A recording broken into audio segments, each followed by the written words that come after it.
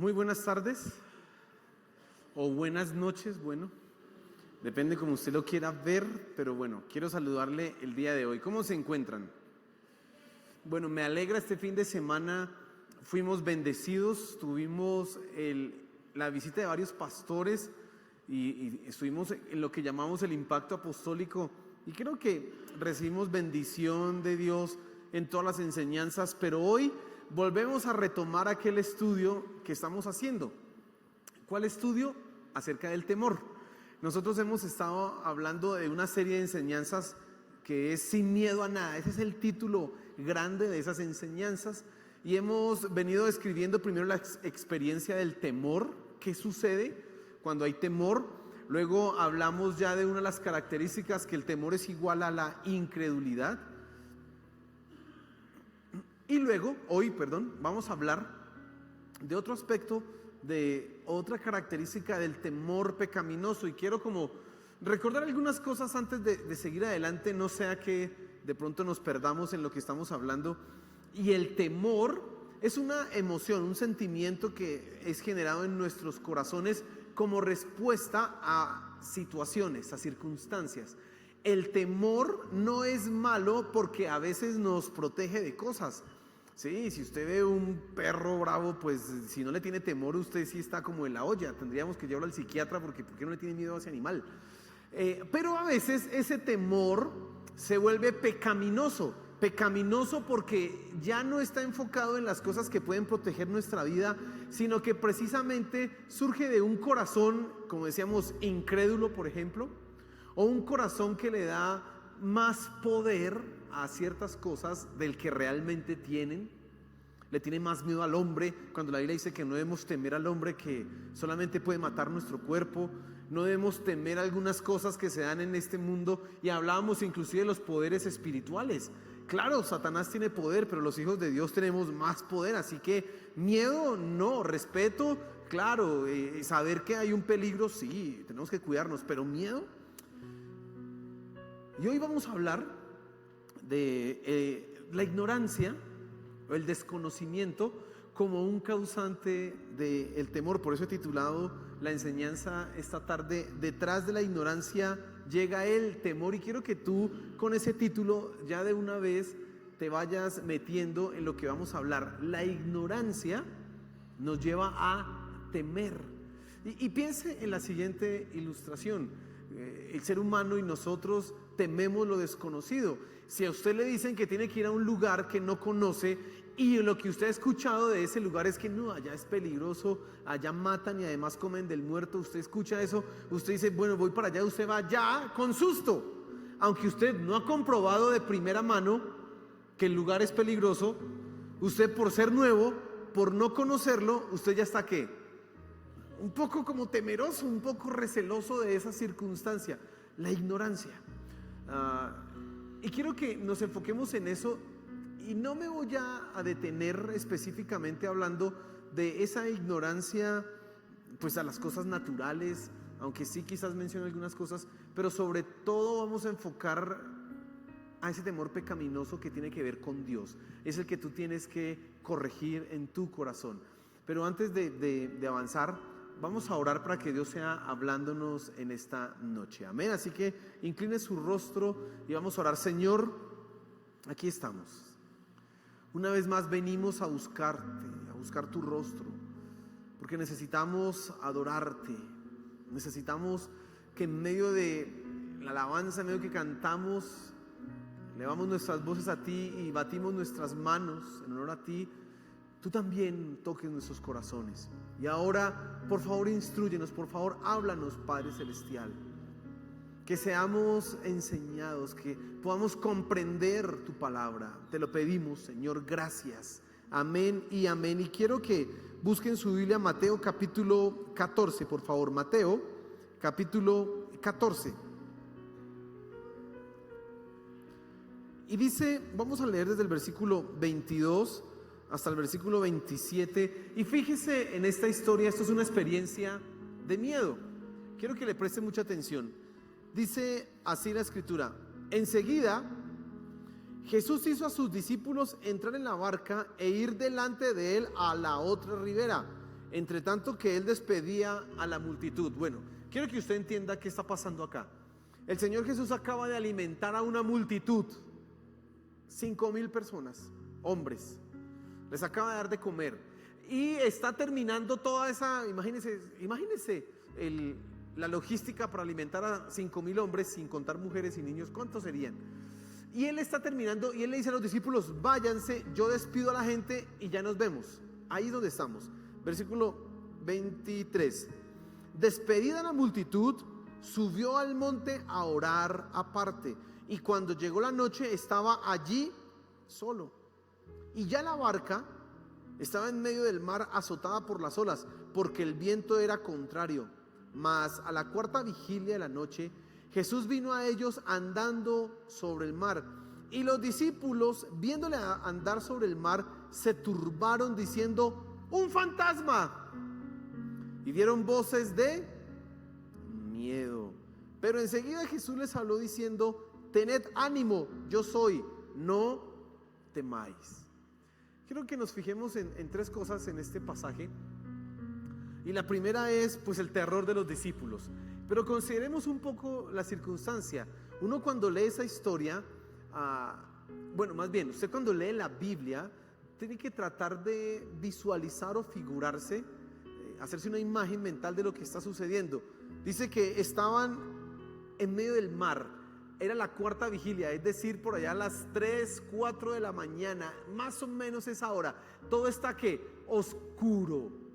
Están en medio del mar. En medio del mar, ¿usted qué ve? Y a oscuridad, no, terrible, eso es oscuridad. Y además hay otro factor: el viento es muy fuerte y las olas están azotando el barco. Imagínense cómo están ellos. Están para aquí, para allá, viento, probablemente están cogidos de ese barco, están agarrados porque la cosa está difícil, no está fácil, aparte que a oscuras. Mire, sabía que la gente tiene miedo a la oscuridad. Yo recuerdo alguna vez, yo les contaba en una de las enseñanzas pasadas, que por allá me puse a escuchar historias de terror y eso me cogieron, fue terror a mí, fue mucho miedo, me llené como de cosas así. Yo recuerdo que en esa época es terrible que le dé ganas de ir al baño a uno por la noche, porque todo está apagado. No, y eso, no. Yo me acuerdo que empezaba uno con esas ganas y uno ahí en la cama, no, que no me dé. Hasta oraba uno: Señor, quítame las ganas. Todo por el miedo a levantarse a ir a donde. Yo tenía que pasar por el cuarto de mis hermanas, pasar por la sala, pasar por el lavadero y llegar al baño. Y ese trayecto, pues, de día uno lo hace en 30 segundos, pero de noche eso parecía que era una hora. Y recuerdo una noche que yo me levanté y pues no sé uno por qué es tan bobo y no prende la luz, pero yo no sé, y a oscuras salí de mi cuarto, pasé por el cuarto de mis hermanas y llegué a la sala y yo vi dos ojos rojos que me estaban mirando. Yo vi dos ojos y quedé paralizado. Mi mente pensó: ¿qué bicho hay ahí? Era el equipo de sonido que estaba ahí con las horas. Era eso lo que estaba pasando. Ya cuando por ahí mi mente pudo captar: es un equipo de sonido, vamos ya. A las otras noches dije: no, yo soy un hombre de pelo en pecho y vamos a ir al baño. Pero mire, la oscuridad genera miedo. No sé si a usted le ha pasado, pero sus hijos, cuando son pequeños, en algunas circunstancias no quieren quedarse ¿qué? A oscuras, porque les da miedo. Y así están ¿quiénes? Los discípulos. Y de repente ven una persona o algo que está caminando. ¿En dónde? En el agua. Dígame, ¿dónde usted ve personas caminando en el agua? Eso no es común. Y además está oscuro, el viento está terrible, las olas están terribles, y si aparece una persona caminando y lo primero que ellos dicen es: un fantasma. Terror. Mire, lo que estamos leyendo aquí es una experiencia de miedo que tienen los discípulos, una experiencia tan común que usted y yo seguramente también la hemos experimentado, y no con alguien caminando sobre el agua, porque si fuera así pues uno se asusta a veces con cosas tan sencillas como un equipo de sonido que tiene la hora que parpadea y uno se asusta pensando que es un bicho raro, como me pasó a mí. ¿Quién sabe a usted qué le puede pasar? Que ve una figura en la oscuridad y ahí hay alguien y yo veo una sombra ahí que me está y se mueve. Y pues no es nada, es por allá la sombra de algo y usted se imaginó eso. Ellos están teniendo una experiencia de terror, de miedo. Pero mira, el temor revela lo que hay en tu corazón. Y es increíble que los discípulos que acaban de ver al Señor Jesús multiplicar unos pocos panes y unos pocos peces para 5,000 personas, que saben que el Señor Jesús hace milagros, piensen en primera instancia en medio del terror en un ¿qué? En un fantasma. Ahora, ¿qué es un fantasma? ¿Qué habrán qué habrán querido decir ellos cuando decían es un fantasma? ¿Qué se estaban imaginando los discípulos?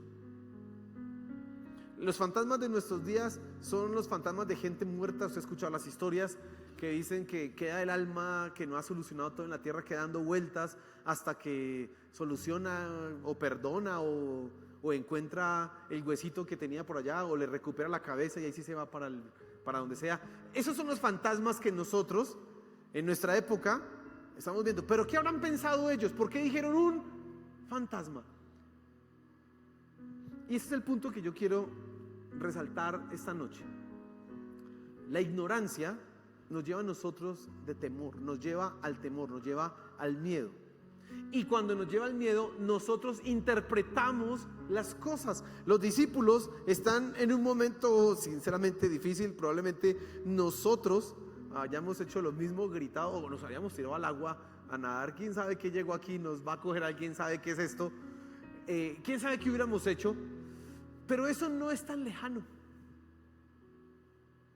Y vuelvo a repetir, quizás nosotros no hayamos tenido una experiencia como la que tienen los discípulos, pero sí hemos hecho las mismas interpretaciones que ellos. Ellos dicen, es un fantasma, gritan, dice, y dan voces de terror. Ahí usted lee, dice, y dan voces de miedo. Yo creo que estaban gritando, ¡ah, auxilio! ¡Ah!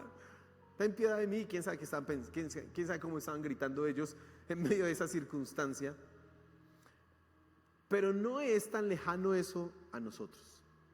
La ignorancia, lo que desconocemos, en algunas circunstancias nos llevan a actuar como no es y sacan de nuestro corazón las cosas que creemos, que pensamos y que imaginamos. Ahora, yo quiero que en segundo lugar tú te fijes en el miedo a lo desconocido.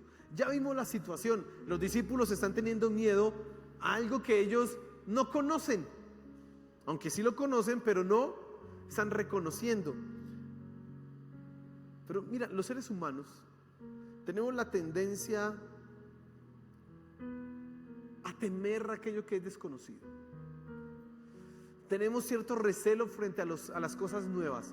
Tenemos cierto recelo ante algo que nosotros no estamos acostumbrados. Si nos van a otro lugar, en los nervios hay cierta como comezón, hay cierto como, ¿qué será? No sé. Y uno está como más alerta, uno está como mirando para todos lados, porque lo novedoso, lo desconocido, lo que nosotros no tenemos como familiar, nos genera ese recelo. Ahora, tengo que hacer esa aclaración. Eso no es malo 100%. Necesitamos tener recelo frente a cosas nuevas. Si no, nosotros entonces abriríamos la puerta de nuestra casa y que entre cualquier desconocido, y eso es un peligro, usted sabe. Frente a gente extraña, usted abre los ojos porque usted dice, ¿qué pasó acá? Este no lo conozco. Es necesario en algunas circunstancias ese recelo. Pero cuando es con Dios, es que es un problema. Cuando tu corazón se imagina cosas de Dios que no son reales con Él, es cuando el miedo, cuando la ignorancia, te lleva al temor, y eso es peligroso. Mira, nosotros, después de la caída, en Génesis capítulo 3, nuestra capacidad de conocer el mundo y de conocer a Dios fue afectada.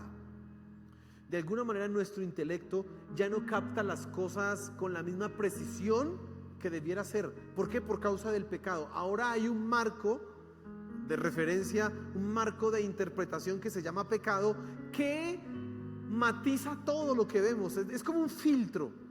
Es como si usted antes del pecado pudiera ver sin gafas, pero una vez que pecó, ahora tiene unas gafas y el problema es que esas gafas tienen un filtro gris, ya no ve igual.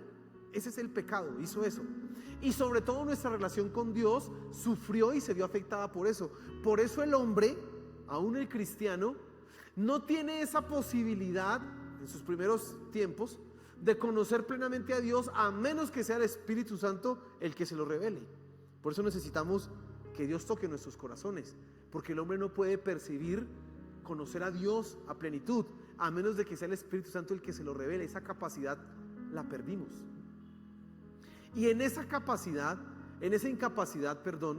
es donde nosotros nos inventamos cosas y empieza el miedo a tomar ventaja. Y hay principalmente dos ideas que tenemos de Dios. Y la primera idea, y quiero que también se haga una imagen, primera idea errónea de Dios, es que es un viejito bonachón. ¿Sabe usted que es un viejito bonachón? Como Papá Noel. Dios es así, Dios es como un gran Papá Noel. Pues no está vestido de rojo, pero es como grande, como que tiene una barriga así gigante y una barba, y se ve como tan tierno, el pelo es como blanquito, ay, se ve tan lindo. Dios es como así. Hay gente que no conoce a Dios y se imagina a Dios como así. ¿Ha visto usted las figuras de Jesucristo de las películas? Las figuras o las pinturas de Jesucristo. Entonces hay un estereotipo: cabello largo, blanco, ojos de un color, la barba, cierto perfil. Usted ya lo ve. Ese es Jesucristo. Porque es un estereotipo que tenemos. Y ese Jesucristo que aparece ahí generalmente es como muy amoroso, como que habla despacio. Y le colocan ahí un cierto efecto y como que hay una profundidad en su voz. Usted no escucha así. Y entonces hay en nuestra mente esa idea de ese Jesús y de ese Dios como un gran viejito bonachón, buena gente. Como decimos aquí en Colombia, buena papa. Eso nos lleva, la consecuencia de ese pensamiento nos lleva a no tener temor de Dios, a creer que Dios nunca va a mandar a alguien al infierno, a creer que Dios nunca va a castigar el pecado. Esa consecuencia o esa ignorancia de Dios trae como consecuencia que la gente viva sus vidas de manera que desordenada, sin ningún cuidado por la santidad, porque simplemente dicen, como Dios es amor. Ahorita cantábamos una canción y decía, bueno es Dios, bueno es Dios. Y ciertamente Dios es ¿qué? Sí, pues claro, Dios es bueno y su amor es infinito y su gracia inconmensurable. Pero la Biblia deja muy claro que también Él es fuego consumidor. También deja muy claro que Dios es celoso. También deja muy claro que Dios va a tomar venganza de aquellos que se han burlado de su nombre. Y Él dice que Él juzgará hasta la primera, segunda, tercera y cuarta generación. Eso también lo deja muy claro la Biblia. Pero hay gente que está creyendo en primer lugar eso. Ahora, como te decía, la consecuencia de eso es que nos deja sin temor a Dios. Temor a Dios no es miedo. Ahorita vamos a profundizar un poco en eso. Pero la segunda imagen, y en esa es la que quiero que prestes atención más, es la de un Dios que es un tirano cósmico. ¿Cómo así un tirano cósmico? Dios, esa gente que piensa así, se imaginan que Dios, está sentado en un trono como un gobernante que tiene todo el poder y que manda los males a las personas y que está dispuesto a castigar, que está presto para buscar cuáles son tus errores y de una vez castigarte y condenarte. Hay gente que piensa eso de Dios. ¿Cuál es la consecuencia de pensar que Dios es un tirano cósmico? Que la gente entonces lucha para agradar a Dios y se llenan de miedo. Ahora ya no se acercan a Dios como los anteriores que estos son conchudos. No, estos están acusados porque saben que su vida no se ajusta al estándar de Dios. Entonces dicen, vamos a alabar a Dios, levante sus manos y dicen, no, yo no las puedo levantar, porque si la levanto Dios me va a ver como un hipócrita y va a acabar con mi vida. Mejor yo no voy a la iglesia porque Dios sabe lo que hice ayer. ¿Será que Dios, también piensan, será que Dios iba a aceptar esto que estoy haciendo? ¿Será que esta ofrenda que le estoy dando sí es suficiente? Y viven con un temor. Y estas personas ven las situaciones que pasan en su vida malas, enfermedad, robos, tragedias, accidentes, como los castigos ¿de quién? De Dios. Y ellos dicen, Dios me está castigando porque yo ayer hice eso. Como dice el dicho, ¿no? El que la hace, la paga. Yo ayer dije una mentira, pues de razón me partí el pie. Alguien me contaba, o nos contaba a mi esposa y a mí, alguien nos contaba hace poco que por allá en una iglesia, alguien renunció a las danzas, a la danza, una chica. Y cuando renunció a las danzas, pues la líder de danza le dijo, no, venga, métase, pero ¿por qué? Que el ministerio, que el llamado, no hagas eso porque eso es rebeldía en contra de Dios. Como a la semana o a los 15 días, no sé, la chica tuvo un accidente y se partió una pierna. Se partió aquí. Y entonces ahí viene la interpretación del temor del tirano cósmico. Porque te saliste de danzas fue que te pasó eso. Y hay gente que está viviendo su vida como así, que está pensando que Dios es un tirano cósmico, que Él está presto para castigar, que su enfermedad le cayó porque tiene un pecado y que como no sabe cuál es, bueno, me toca buscar por allá, debe ser algo oculto, que bien oculto, que tanto no sé ni qué es, pero por algo tengo esta enfermedad y me cayó. Sufro porque me está castigando Dios, etcétera, etcétera, etcétera, etcétera. ¿Y eso genera qué? Temor. La ignorancia te lleva a generar temor. Pero mira, lo cierto es que nosotros necesitamos conocer quién es Dios para desarraigar ese temor en nuestros corazones. Yo no sé si tú vives pensando que Dios está mirándote para destruirte. Todos conocemos los versículos que dice la Biblia acerca de la santidad. Sin santidad nadie verá al Señor. La paga del pecado es... Todos los conocemos y son verdad y son ciertos. Pero no sé si tú estás viviendo tu vida bajo esa condenación. Ojo, no quiero decir que cometas todos los pecados porque no. Pero hay gente que está exagerando y está diciendo algo de Dios, desconociendo quién es Él, y por eso, por esa ignorancia, está llenándose de temor y entonces está pecando contra Dios. Quiero que miremos Primera de Juan capítulo 4 versículo 18. Primera de Juan capítulo 4 versículo 18, y ese es un versículo muy conocido. Dice, en el amor no hay temor, sino que el perfecto amor echa fuera el temor, porque el temor lleva en sí castigo, de donde el que teme no ha sido perfeccionado en él. Mire, otra vez estamos hablando del temor, pero aquí hay un ingrediente nuevo, el amor. Recuerdan que el versículo que nosotros tenemos que aprendernos es 2 de Timoteo capítulo 1 versículo 7. Porque Dios no nos ha dado espíritu de cobardía, sino de poder, amor y dominio propio. Ese es el versículo clave de esta serie de enseñanzas. Y aquí aparece que el amor. Dice, en el amor no hay temor. Pero ¿tú sientes temor?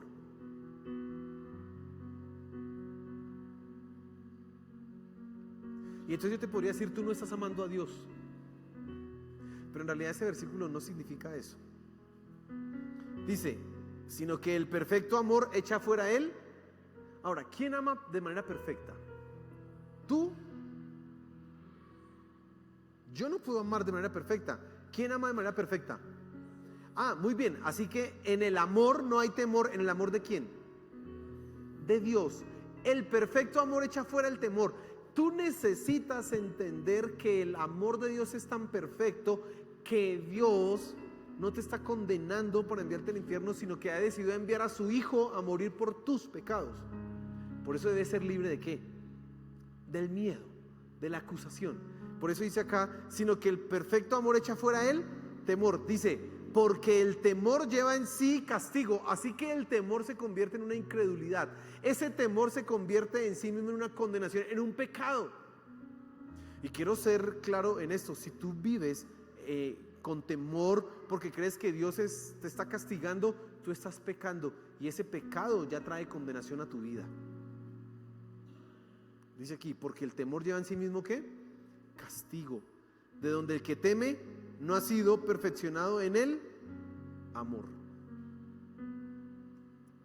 Entonces, mi querido hermano, si tú quieres ser libre del temor, una de las cosas que tienes que buscar es si estás creyendo que Dios te está castigando, condenando, o que Él te manda males porque sí. Si estás pensando desde esa perspectiva, tú no has entendido el amor de ¿quién? De Dios. Por eso dice la Escritura que nosotros somos salvos por gracia, por su amor, no por lo que yo haga. Si yo tuviera que hacer algo para ganármelo, pues estaríamos en la olla. Pero precisamente lo que dice la Biblia es que es por su gracia, por su amor. Yo no tengo que hacer nada. Cristo ya lo hizo todo. ¿En dónde? En la cruz del Calvario. Así que yo tengo esa plena seguridad. Leíamos Romanos capítulo 8, dice: ¿quién nos podrá separar del amor de Dios que es en Cristo Jesús? Pues nada. ¿Por qué? Porque el amor de Dios es perfecto. Por lo tanto, tú no tendrías que tener absolutamente ningún temor, porque Dios te ha amado a ti de manera perfecta. Juan 3:16, porque de tal manera amó Dios al mundo, que dio ¿a quién? A su Hijo. Tú necesitas sentirte y saberte amado. Aún en nuestras imperfecciones, Dios sabe que vamos a fallar. Dios sabe que no vamos a darlo, no podemos hacerlo excelente. A veces nosotros somos los que más nos juzgamos porque no alcanzamos a dar lo que quisiéramos dar. Quisiéramos que no hubiera error, que no hubiera falla. Quisiéramos ser completamente como ángeles, como nuestro Señor Jesús, y así quisiéramos llenar esa expectativa, pero no, fracasamos porque hay debilidad en nosotros. Y en medio de eso Dios también nos sigue amando, y Él sigue diciendo: tú eres mi hijo amado, en ti tengo complacencia. ¿Lo logras comprender? Eso te tiene que sacar a ti del temor. Y entonces, cuando venimos a la alabanza, o cuando venimos a la iglesia, cuando venimos a los tiempos de comunión, pues lo que tiene que llenar nuestro corazón es gozo, porque no debe haber ninguna acusación. Nuevamente Pablo repite eso en Colosenses: el acta, dice, de decretos que estaba contra nosotros, es decir, todo, ¿cómo se llama esto? Todos los cargos, toda la imputación de cargos que teníamos, que es un mamotreto gigantesco, Cristo lo puso ¿en dónde? En la cruz del Calvario. Dice, y ahí lo derrotó, lo destruyó. Dice, exhibió eso públicamente, y ya no hay nada que nos acuse. Por eso dice otra vez en Romanos: ¿quién acusará a los escogidos de Dios si Dios es el que justifica? ¿Quién? Tú tienes que entender esto. La ignorancia no puede llenar tu mente, sino que estas verdades tienen que llenar tu corazón, y entonces tú vas a tener paz. Cuando llegues a la iglesia, vas a estar en pleno gozo, vas a estar completamente lleno de paz, felicidad y no temor. No habrá acusación, porque estás entendiendo estas verdades. Ahora, yo quiero que pienses en algunas cosas. ¿Tú crees que Dios es malo? Cantamos ahorita bueno es Dios, pero en la situación que estás atravesando, que quizás es mala, ¿tú qué crees de Dios? ¿Es bueno o es malo? Bueno, lo que creas va a determinar qué tanto miedo o confianza hay en tu corazón. ¿Tú crees que Dios es un gran viejito bonachón? Que ese es el otro extremo, ¿no? Hay que tener un equilibrio sano en esto. Dios nos ama y nos justifica, pero al que es pecador y persiste en eso, Dios lo va a condenar. No hay otra salida de eso. ¿Qué crees que es Dios? Y en tercer lugar, quiero que te fijes en las palabras del Señor Jesús en el versículo 27. Entonces ya sabe la situación de los discípulos. Volvamos a la historia de Mateo capítulo 14. ven que viene una persona caminando, pero no vieron ninguna persona, sino vieron un fantasma, gritan, están ahí asustados, terrible. Y el Señor Jesús habla y les dice, pero enseguida Jesús les habló diciendo, tened ánimo, yo soy, no temáis. Y quiero que te fijes en tres cosas, en esas palabras, tres cosas adicionales que te van a ayudar. Lo primero que hace el Señor Jesús con sus discípulos es reafirmar su presencia en medio de ellos. Tengan ánimo, yo estoy aquí. Tengan ánimo, no están solos. Ellos estaban, aparte de aterrados porque venían algo que no conocían, estaban aterrados por la situación, el mar, las olas, el viento, esa barca que se movía para un lado y para el otro. Qué susto tan terrible. Y Él les dice, tranquilos, yo estoy aquí con ustedes. Hay otra historia parecida, pero ahí el Señor Jesús está está en el barco con ellos, pero está durmiendo, y ese barco también está que se va patas arriba, y ellos están completamente asustados. Están asustados. Y Señor, mira, no tienes cuidado que vamos a morir. Tranquilos. Y se levanta y le dice al agua, ya cálmese, ya, y se calma todo. Esa confianza es la que tú tienes que tener. Mira, en medio de lo desconocido, en medio de los peligros que puedan surgir en este mundo, tú tienes que tener la plena seguridad que Dios está contigo, que Dios no te deja solo, que Dios camina de tu lado. Mira lo que dice el Salmo 34. Ese salmo es muy bonito.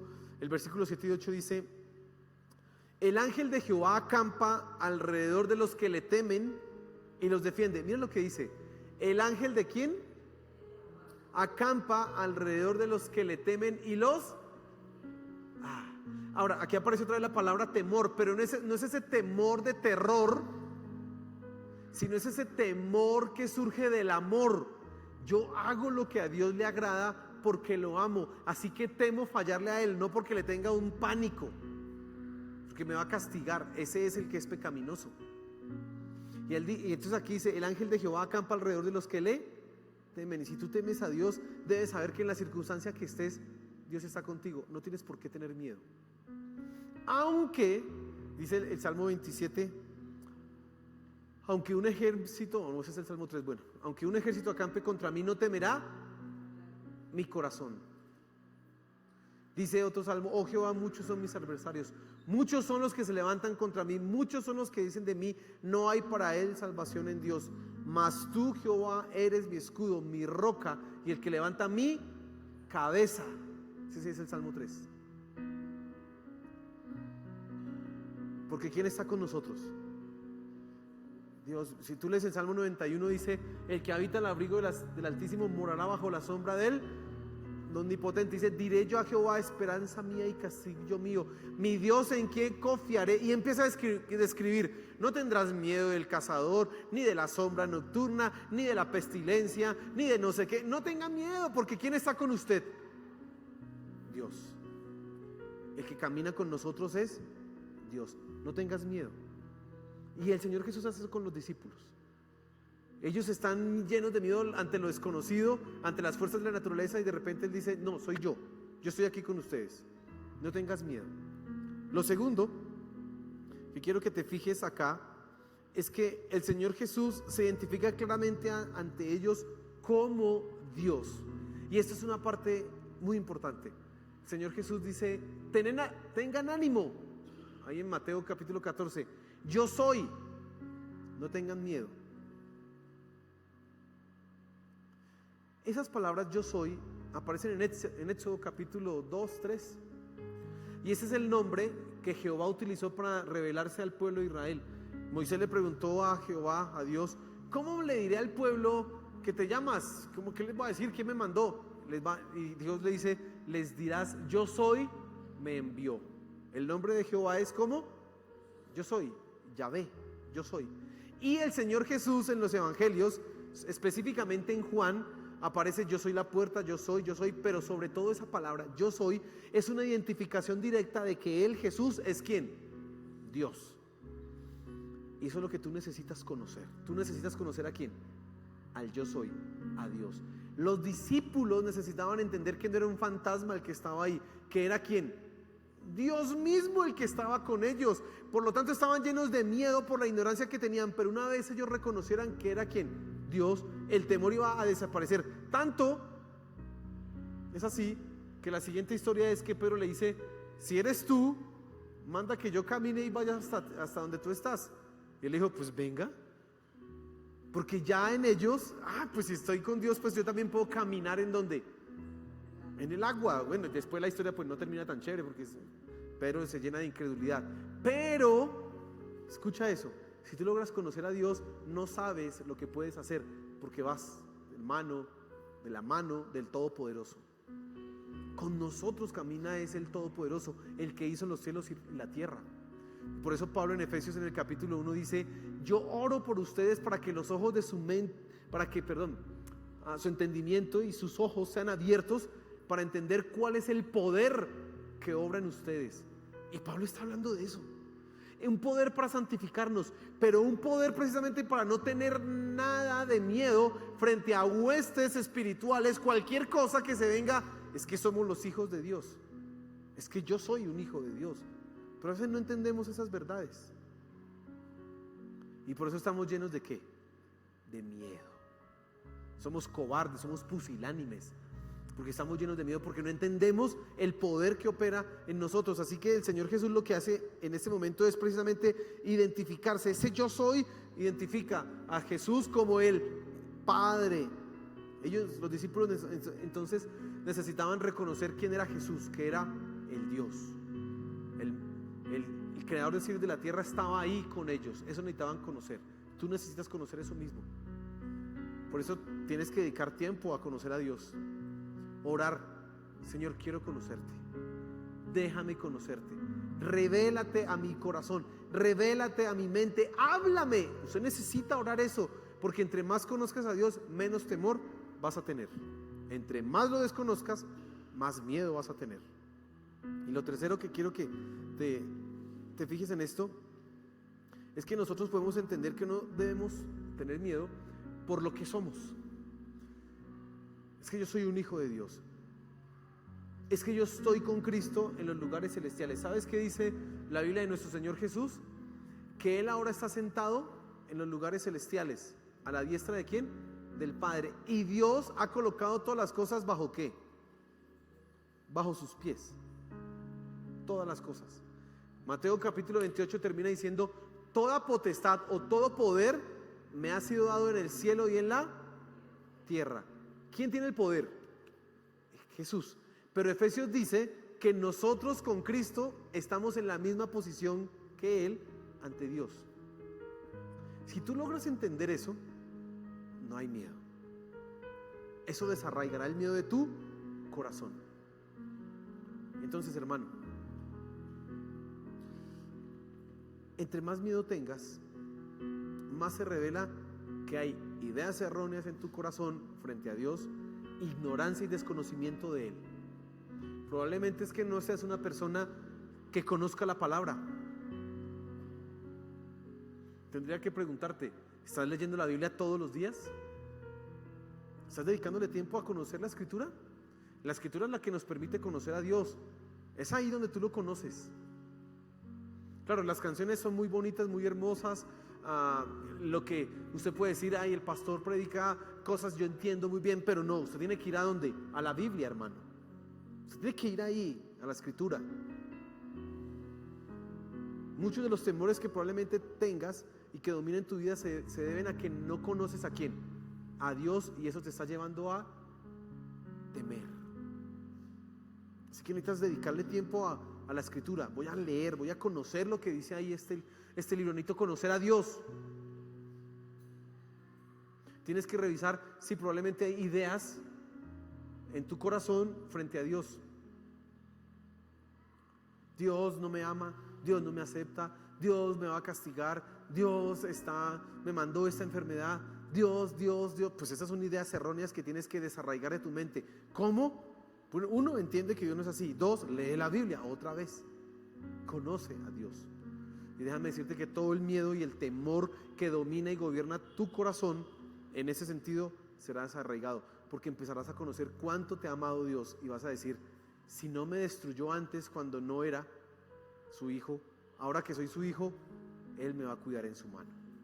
Así que no hay miedo. Amén. Póngase en pie, por favor.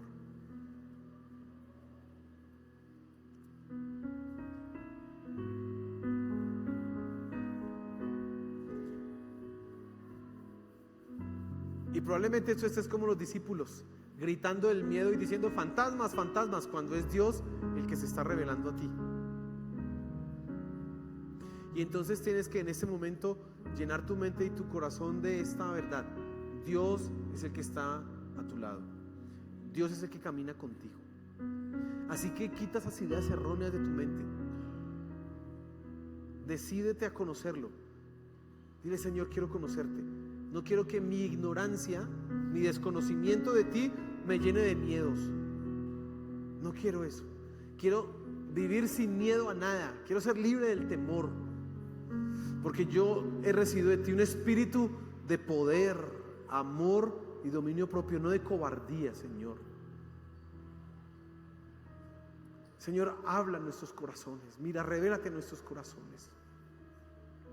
Y hoy clamamos para que tú nos dejes conocerte más, Señor. Queremos conocerte. Solo en conocerte a ti, nuestra mente y nuestro corazón serán transformados y dejaremos de tener una cantidad de miedos y cosas que no son. Por favor, Padre, ayúdanos, te lo suplico. Quita el miedo de nosotros. Permítenos conocerte. Permítenos que cuando vayamos a la Escritura, Señor de los cielos, seamos iluminados frente a lo que tú eres, cómo actúas, qué deseas. Queremos conocerte. Señor, ayúdanos, te lo suplico, ayúdanos, Padre Celestial. Gracias. Gracias porque abre nuestro entendimiento con estas enseñanzas. Podemos ver que mucho de lo que atemoriza nuestro corazón será desarraigado solamente con conocerte a ti más profundamente. Ayúdanos, Señor, entonces en esto. Ayúdanos, Padre Celestial. Gracias, mi Señor Jesús. Ayúdanos a dedicar más tiempo, Padre Celestial, a leer la Biblia, a orar, a buscarte a ti, a conocerte más profundamente. Ayúdanos, Señor, a hacerlo. Ayúdanos, queremos conocerte. Queremos quitar esa ignorancia de nuestra mente y de nuestro corazón y llenarlo por conocimiento certero y verdadero de ti. Ayúdanos, Padre Celestial. Y gracias porque estamos siendo libres del temor. Estamos siendo libres del miedo, Señor. Gracias, Padre Celestial. Amén y amén. Y dale un fuerte aplauso a nuestro Señor.